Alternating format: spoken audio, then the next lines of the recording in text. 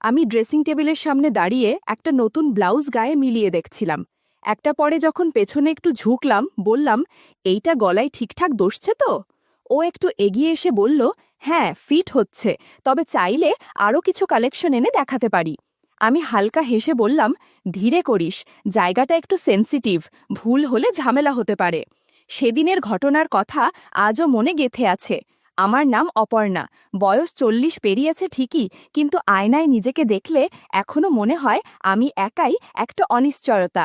মুখটা গোলগাল, গড়নে একটু ভর আছে, কিন্তু তাতেই যেন আলাদা নজর পড়ে, বিশেষ করে কোমরের বাঁকটায়।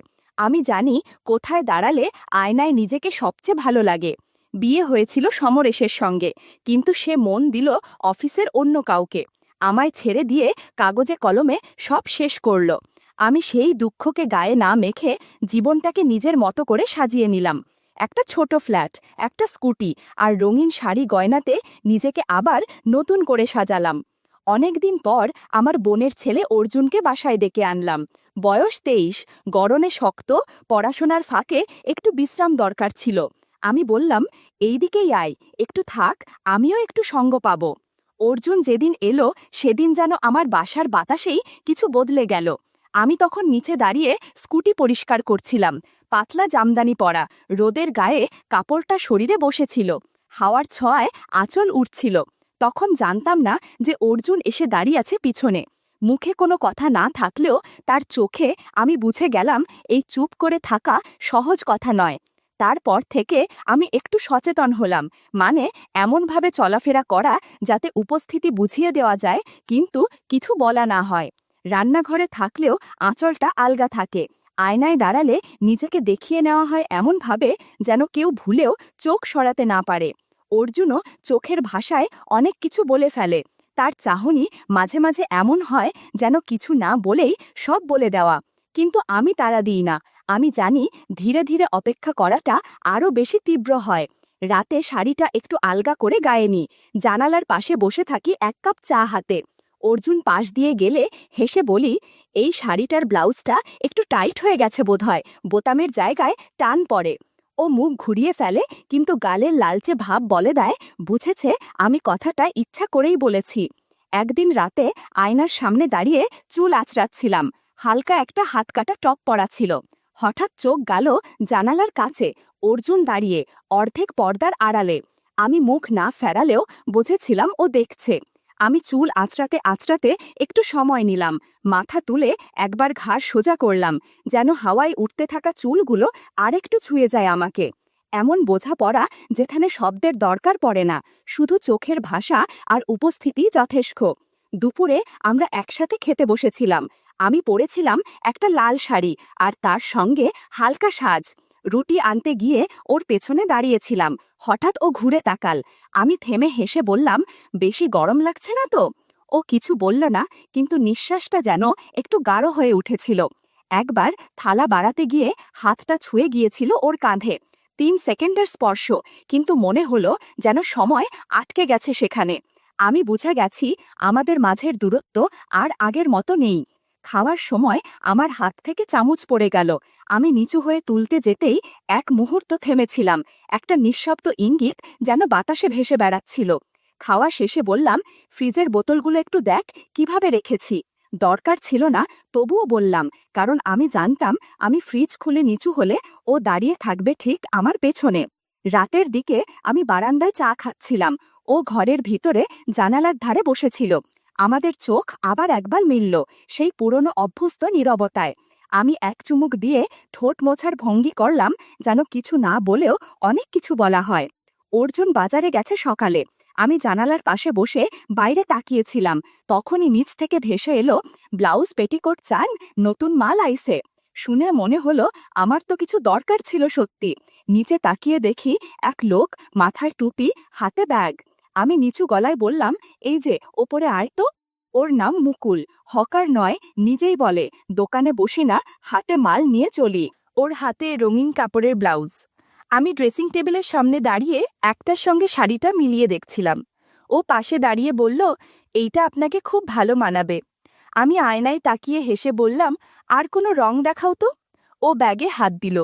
পরে আমি বললাম, ভেতরে আসো, আয়নাটা বড়। ঘরের মধ্যে আলোর ছায়ায় আমি ব্লাউজ গায়ে ধরছিলাম, আর ও চুপচাপ দাঁড়িয়েছিল, যেন এক অদ্ভুত নীরবতা ভর করে আছে। আমি 4টা পছন্দ করলাম। মুকু প্যাকেট করল। চলে যাওয়ার সময় মুকুল শুধু বলল, আপনার হাসিটা খুব আলাদা। আমি দরজাটা আস্তে করে বন্ধ করে দিলাম, কিন্তু জানালার পাশে দাঁড়িয়ে বুঝলাম আজ এই সাধারণ দুপুরটা মনে থেকে যাবে অনেক দিন। এসব ভাবতে ভাবতে মনে হলো একটু ফ্রেশ হওয়া দরকার, তাই স্নান করতে ঢুকে পড়লাম বাথরুমে। ঠান্ডা টলটলে পানির নিচে দাঁড়িয়ে চোখ বন্ধ করতেই শরীরটা যেন হালকা কেঁপে উঠল। জল গড়িয়ে পড়ছিল শরীর জুড়ে, কিন্তু মনটা ছিল ভেসে অন্য কোথাও। কিছুক্ষণ আগের মুহূর্তগুলো যেন এখনও মনের ভেতরে রয়ে গেছে, ছুঁয়ে যাচ্ছে ভেতরটা। কখন যে কতটা সময় কেটে গেছে টের পাইনি। ঠিক তখনই বাইরের ঘরে হালকা দরজার শব্দ ভেসে এলো। আমি থেমে গেলাম, জল বন্ধ করে কান পাতলাম। হ্যাঁ, অর্জুন ফিরে এসেছে। ও ঘরে ঢুকেই থমকে গেল। আমি বাইরে না থেকেও আন্দাজ করতে পারছিলাম কি দেখেছে ও। বিছানার চাদরটা খানিকটা এলোমেলো, ফ্লোরে ছড়িয়ে থাকা লাল ব্লাউজ, পাশে গাঢ় নীল পেটিকোট, আর দরজার কাছে রাখা জামদানি শাড়ি, যেন তাড়াহুড়ো করে কিছু রেখে বেরিয়ে এসেছি। অর্জুন নিশ্চয় দাঁড়িয়ে আছে ঘরের মাঝখানে, চোখের পাতা ভারী, নিঃশ্বাসে হালকা কাঁপন, কিন্তু কোনো শব্দ নেই। আমি গলার কাছে গামছা জড়িয়ে নিলাম, চুল থেকে তখনও পানি টপ টপ করে পড়ছে। ধীরে দরজা খুললাম। চোখে চোখ পড়তেই টের পেলাম ও কিছু না বললেও ওর চোখে ঘুরছিল শত প্রশ্ন, কিন্তু সেগুলো ও উচ্চারণ করবে না, অন্তত এখনই নয়। আমি হেসে বললাম, তুই এলি? আমি স্নানে ছিলাম, তুই তো দেরি করলি অনেক। ও চুপচাপ তাকিয়ে থাকল, অনেক কিছু বলতে না বলেও বুঝিয়ে দিল। আমি পাশ কাটিয়ে ঘরে চলে এলাম, গামছার ভেতর নিজেকে আগলে, চুলটা একপাশে সরিয়ে। বুকের ভেতরের ধকধক তখনও থামেনি। অর্জুন জানালার পাশে গিয়ে দাঁড়ালো, মুখ ঘুরিয়ে নিল। আমি চুপ। ঘরের ভেতর একটা নীরব উত্তেজনা ছড়িয়ে গেল। যেটুকু মুকুল রেখে গিয়েছিল সেটা অর্জুন বুঝে ফেলেছে। আমি অনুভব করছিলাম ঘটনাটা হয়তো ঠিক সময়ে ঘটেনি, তবু থেমেও যায়নি। এরপর থেকে অর্জুনের চোখে আমার প্রতি দেখার ভঙ্গি পাল্টে যায়।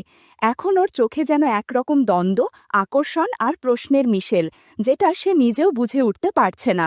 আমি জানতাম ওর ঘুম আসছে না, শরীরে কোনো ব্যথা নেই, কিন্তু মনে যেন কোথাও একটা খচখচে ভাব। আমার ঘর থেকে হালকা পারফিউমের গন্ধ বাতাসে ভেসে ওর ঘরেও পৌঁছে যাচ্ছিল, যেন প্রতিটি শ্বাসে আমার ছায়া মিশে থাকছে। আমি বিছানায় শুয়ে ভাবছিলাম ওর মনে ঠিক এখন কি চলছে। এইভাবে কিছু না বলেও অনেক কিছু ঘটে। সকালের রোদটা ছিল বেশ উজ্জ্বল। আমি জানালার ধারে বসেছিলাম, গায়ে ছিল হালকা একটা পাতলা শাড়ি। মনটা ছিল ঢেউয়ের মতো, বারবার কোথাও গিয়ে ধাক্কা খাচ্ছে, থামছে না। হঠাৎ গলির মুখ থেকে ভেসে এলো সেই পরিচিত ডাক, পেটিকোট আপা, নতুন ডিজাইনের আইসে। আমি হেসে দরজা খুলে বললাম, এই যে মুকুল, ওপরে আয় তো, অনেকদিন পর দেখা। মুকুল এলো, আগের মতোই ব্যাগ কাঁধে ঝুলে। এবার ওর চোখে একটু বাড়তি আত্মবিশ্বাস, মুখে আগ্রহের রেখা। ঘরে ঢুকে কাপড় বের করতে করতে বলল, এইটা আপনার জন্য স্পেশাল, কোমরে একদম ঢলে পড়বে, আর রংটা দেখেন, আপনার গায়ে পরানো সেই ব্লাউজের সাথেই পুরো ম্যাচ করে।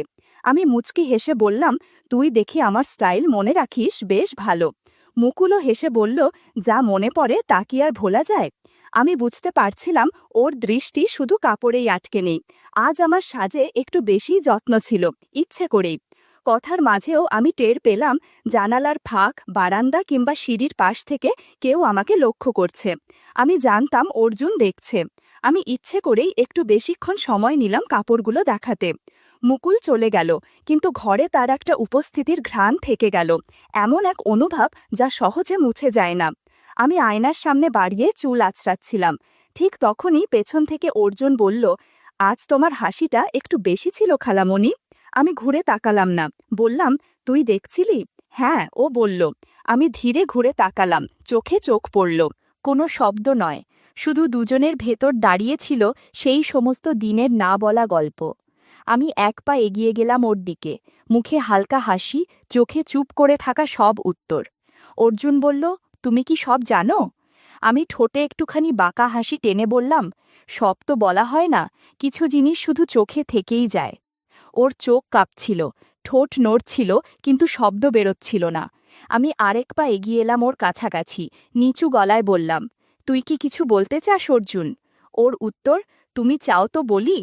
আমি হেসে বললাম, না খোলাসা করে না অস্বীকার করে, সব কথা মুখে বলতে হয় না, কিছু অনুভব বোঝাতে হয় ছুঁয়ে। তারপর ধীরে পেছন ঘুরে চলে গেল। আমি জানালার ধারে দাঁড়িয়ে দেখলাম অর্জুনের ছায়া করিডোরের কোণে মিলিয়ে গেল, আর তার পেছনে আমি রেখে দিলাম আমার একাকিত্ব, আমার নিঃশব্দ চাওয়া, আমার না বলা অভিমান।